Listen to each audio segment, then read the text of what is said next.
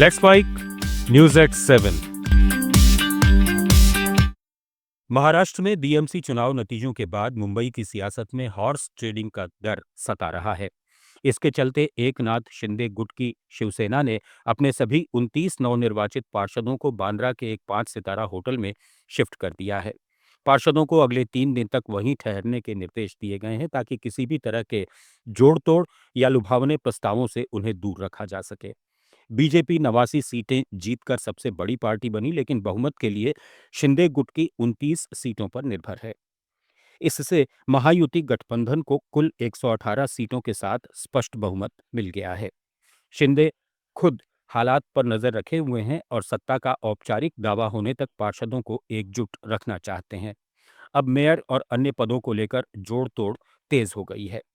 उधर कांग्रेस सांसद नसीर हुसैन ने तंज कसा कि शिंदे को किससे डर है, क्योंकि हॉर्स ट्रेडिंग का सबसे ज्यादा अनुभव उन्हीं के पास रहा है।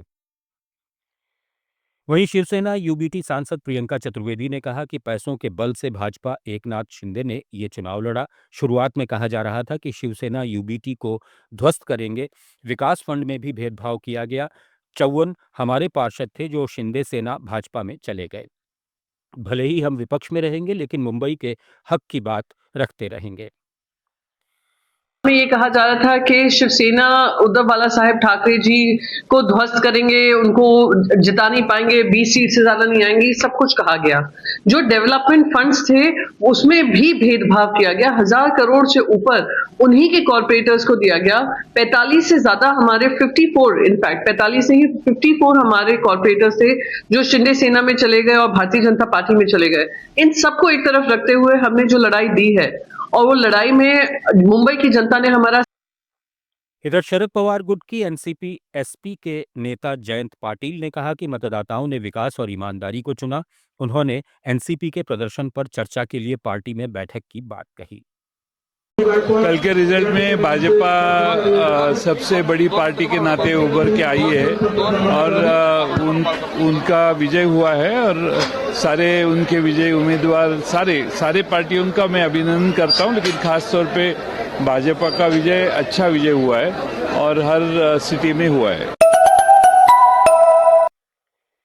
पश्चिम बंगाल के मालदा में प्रधानमंत्री नरेंद्र मोदी ने पहली वंदे भारत स्लीपर ट्रेन को हरी झंडी दिखाने के बाद एक कार्यक्रम को संबोधित करते हुए कहा कि आप यहां भाजपा सरकार बनाइए, हम मालदा का पश्चिम बंगाल का पुराना गौरव फिर लौटाएंगे।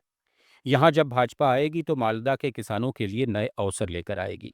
उन्होंने टीएमसी सरकार पर निशाना साधते हुए कहा कि बंगाल अब सुशासन की सरकार चाहता है। उन्होंने असम, ओडिशा, त्रिपुरा और बिहार का जिक्र करते हुए कहा कि पूर्वी भारत के ये राज्य अब भाजपा के विकास मॉडल से जुड़ चुके हैं और अब बंगाल की बारी है। राजस्थान विधानसभा के आगामी सत्र के लिए जारी नए दिशा निर्देशों को पूर्व मुख्यमंत्री अशोक गहलोत ने अत्यंत दुर्भाग्यपूर्ण और संसदीय लोकतंत्र की मूल भावना के खिलाफ बताया है। उन्होंने विधानसभा अध्यक्ष वासुदेव देवनानी से पूछा है कि ये फैसला किसकी सलाह पर किया गया, जिससे सभी विधायकों और जनता में आक्रोश स्वाभाविक है।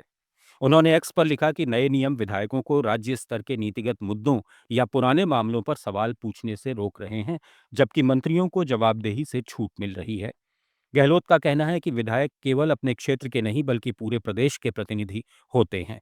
लोकतंत्र में विपक्ष का मुख्य काम सरकार की जवाबदेही सुनिश्चित करना है। यदि सवाल पूछने की आजादी छीन ली जाएगी तो विधानसभा का औचित्य ही खत्म हो जाएगा। न्यूज एट 7 में फिलहाल इतना ही। बने रहिए लेट्स माइक के साथ। आप सुन रहे थे Let's Mic more than radio. Follow कीजिए हमें हमारे सोशल मीडिया प्लेटफॉर्म्स पर। It's time for news. It's time for more than radio. Presenting the first radio news app, Let's Mic. Let's Mic, a news-based app on your phone where you get to watch and listen news, talk shows, interviews, radio show podcasts. On Let's Mic, you get all relevant information of TV, print, radio, podcast, and digital. Let's Mic talks about every segment of life.